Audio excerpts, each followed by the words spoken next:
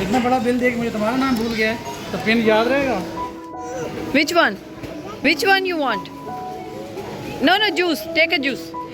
No, juice.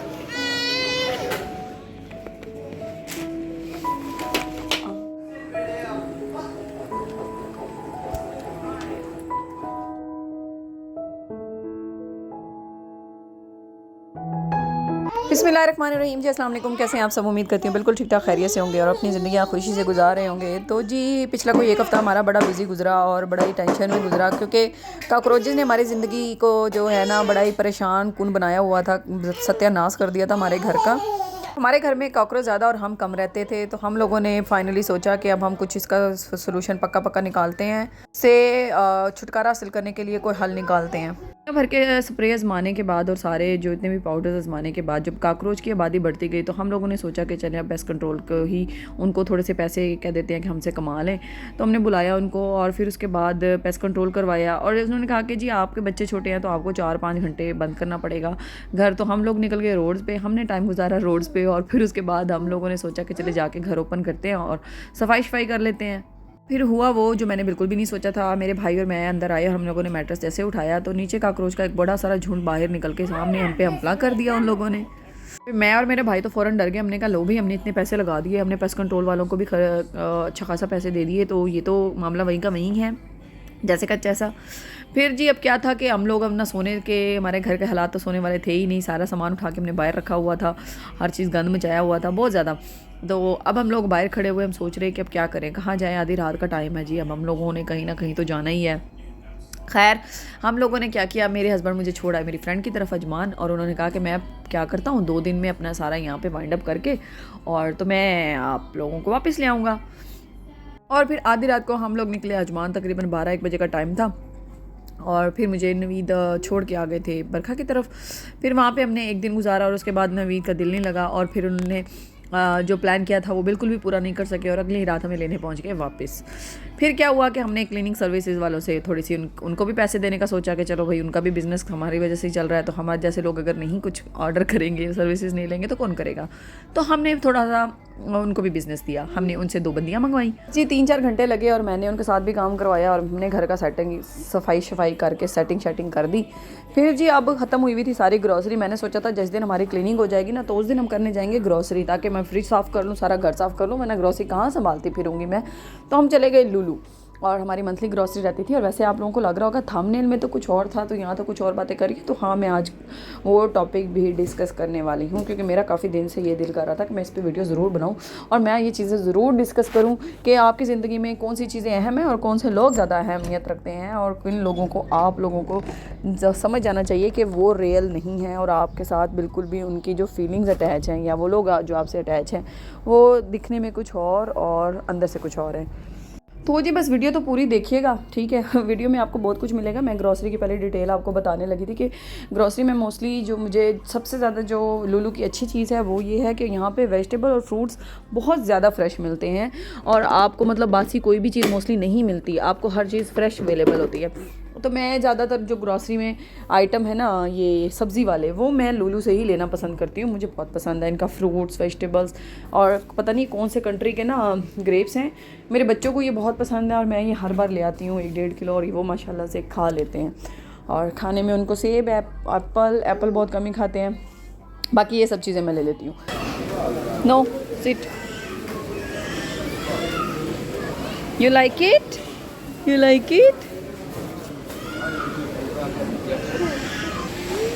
अच्छा, मेरा ना एक ही जगह पे बार बार जाना ना नवीद को बड़ा बुरा लगता है। तो सबसे पहले तो मैं जाती हूँ जो राइट, वहाँ से एंटर होने के बाद जो सारी वेजिटेबल वाला कॉर्नर है, एरिया है, मैं वहाँ जाती हूँ। वहाँ से सारा कुछ जब ख़रीद लेती हूँ तो फिर उसके बाद टैग शैग लगवाना एक बिग टास्क होता है, आपको लाइन में लगो और फिर ये सारा कुछ। तो जब मैंने वे सारा सब्ज़ी वाला एरिया कवर कर लिया, उसके बाद मैंने यहाँ पे जाके लगवाए टैग। अच्छा वैसे एक बात है, ये अराइयों का जो फ्रूट है ना, ये आजकल बड़ा महंगा हुआ है, पता नहीं इसको क्या मसला है। अभी भी वैसे कुछ कम हो गया, 7.5 और 7.8-9 के दिरहम पर केजी था, लेकिन अभी फ़िलहाल 6.50-90 पे चल रहा है। खैर कुछ बेहतरी आई है। अभी आहिस्ता आहिस्ता सुना है कि यूएई वाले जी अपनी सब्ज़ियाँ, आलू प्याज भी उगाने पे आए हुए हैं, तो खैर जब तक वेट करते हैं। मैंने आलू वैसे लिए थे यूएई के ही 1 पॉइंट समथिंग के थे, 95 के शायद। तो मेरे टैग वाला भी यहाँ पे काम हो चुका है जी। नवीद यहीं पे खड़े थे। नवीद का पता नहीं क्यों मैंने देखा बड़ी ना सैड मैंने कहा पता नहीं इनको क्यों गुस्सा आया हुआ है, शायद मैं ग्रोसरी अन्य वहाँ किए जा रही हूँ तो इनको गुस्सा आ रहा है कि जी हैं इसको बिल का कोई फिक्र नहीं है, बस किए जा रही है ग्रोसरी।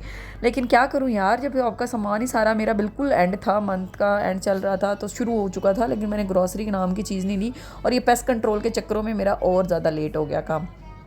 आप देख रहे होंगे वैसे अभी ये काफ़ी सामान तो यहाँ से बिल जब अब बनेगा ना, आप देखिएगा बिल कितना माशाल्लाह से बन गया था। और अभी मेरी इसमें काफ़ी चीज़ें मिसिंग थी जो मैंने किसी और मार्केट से लेनी थी। ये बस बिल मेरा बना था एक मार्केट का, अभी दूसरी मार्केट का बिल बाकी था।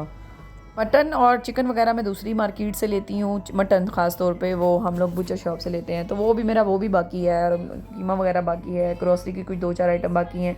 अभी ये एक जो था ना फेरे का काम था और इधर मैं देख रही थी कि मेरे हस्बैंड जी ना थोड़ा गुस्से में हैं। मैंने कहा पता नहीं इनको क्या हुआ है, इनका क्यों मूड ऑफ लग रहा है मुझे।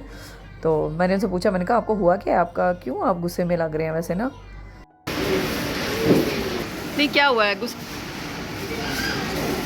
कैमरे में देख के बात करें। क्या बात करोगे, इधर देखिए, मेरी तरफ नहीं देखें।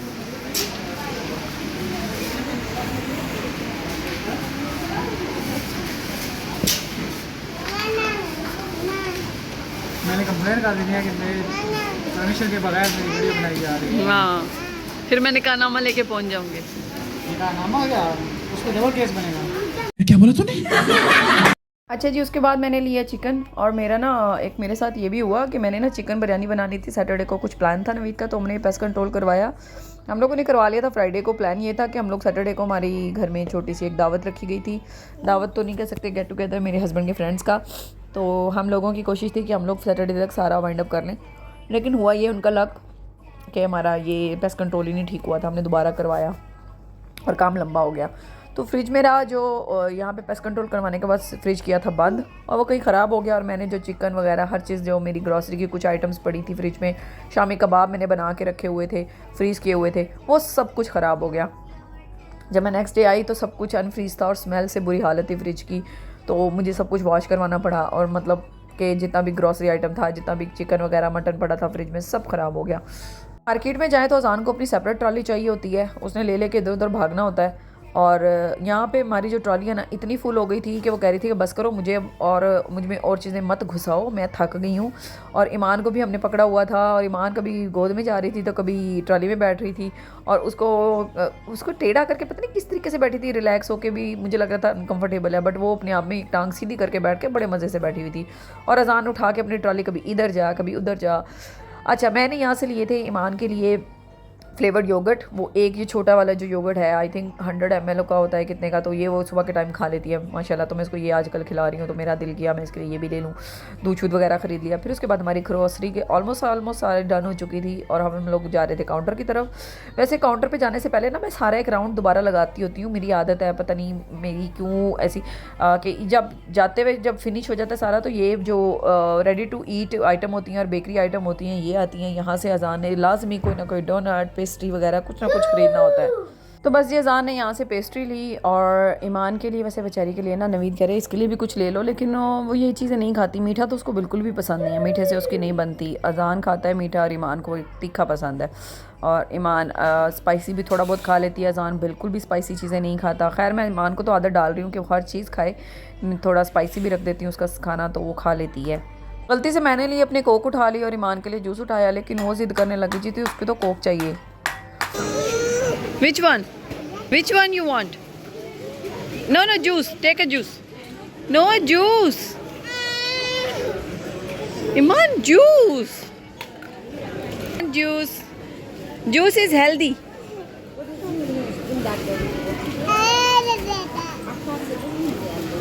अजान की तो ना फुल टाइम ट्रेनिंग की गई है उसके बाबा की तरफ से कि सोडा अच्छा नहीं होता हेल्थ के लिए, सोडा नहीं पीना चाहिए, तो वो तो सोडे की तरफ जाता नहीं है। और फिलहाल अभी ये छोटी है, इसको समझाना बहुत मुश्किल काम है।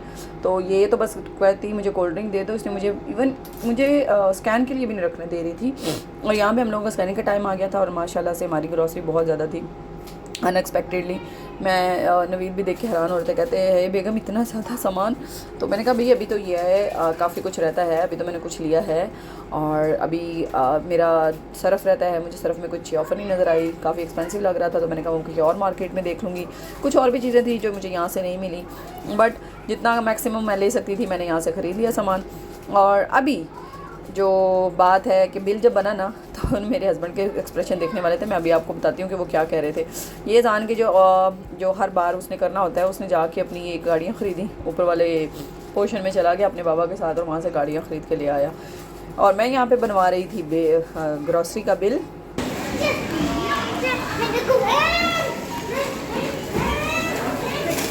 हेलो, आप क्या कर रही हैं? रोना डाला मैंने से कोक ले, मैंने इसके लिए जूस लिया क्योंकि मैं कोक ले उठा बैठी थी। कोक फेंकती वो जूस फेंक रही है, कोक कितना रही है। स्कैन हो गया ऑलरेडी स्कैन।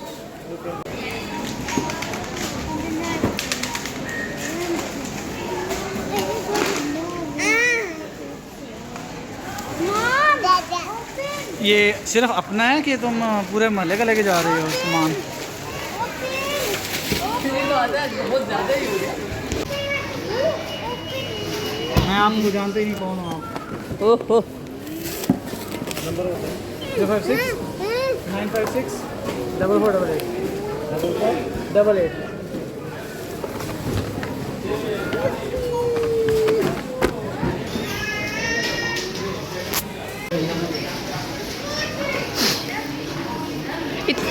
मतलब आपको अपने 3 बार रिजेक्ट हो गया कार्ड, तो ब्लॉक हो जाएगा। 2 बार हो चुका है।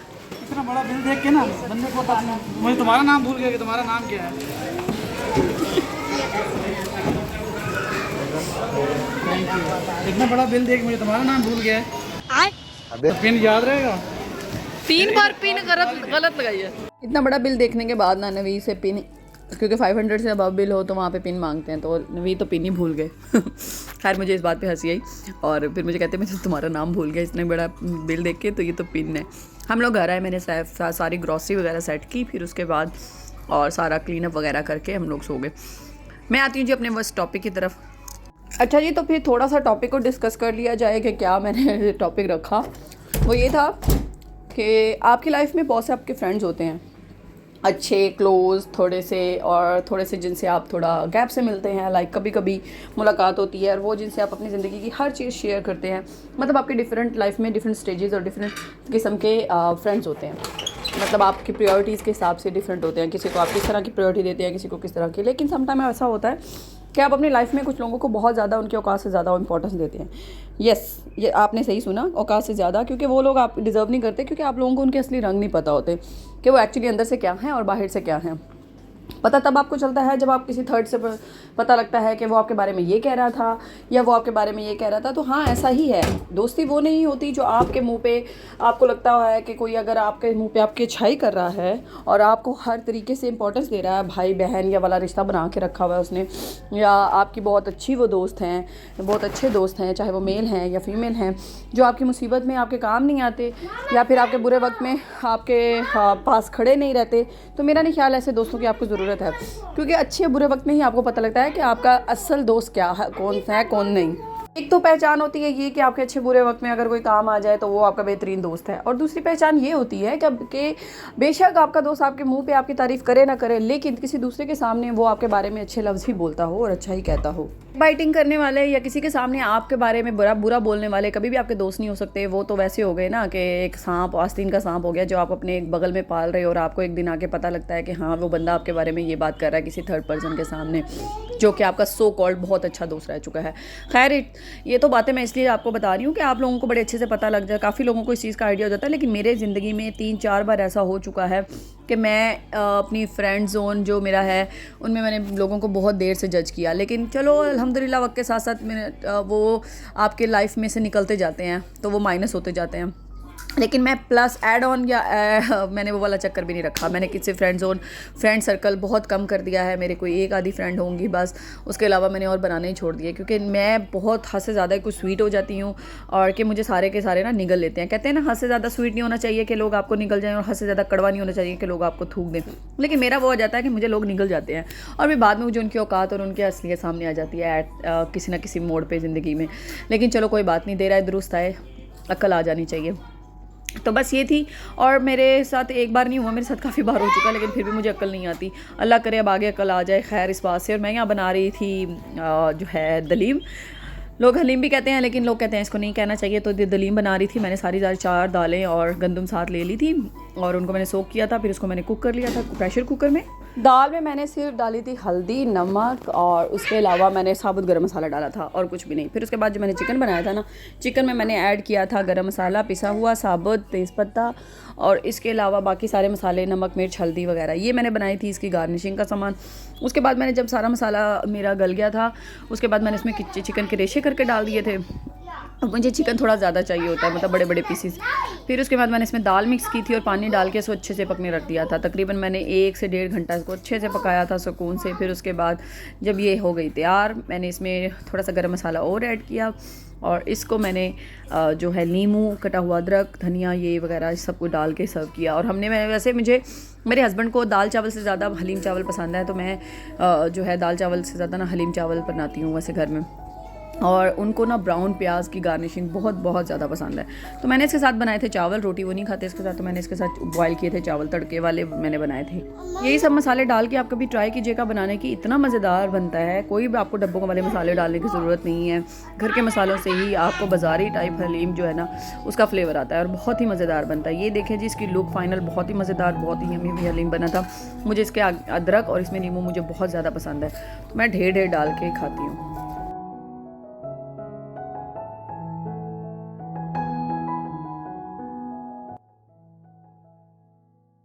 तो जी here is a dinner table is ready. तड़के वाले चावल और हलीम। आपको मेरी वीडियो अच्छी लगी हो और मेरा थोड़ा सा तज्जिया जो है वो अच्छा लगा हो तो प्लीज़ वीडियो को लाइक कीजिएगा, चैनल को सब्सक्राइब कर दीजिएगा और बेल आइकन को प्रेस कर दीजिएगा। और मुझे दुआओं में याद रखिएगा, अपना बहुत सारा ख्याल रखिएगा। तब तक के लिए इंशाल्लाह जल्दी वीडियो मिलती हूँ। अल्लाह हाफिज़, अल्लाह निगहबान।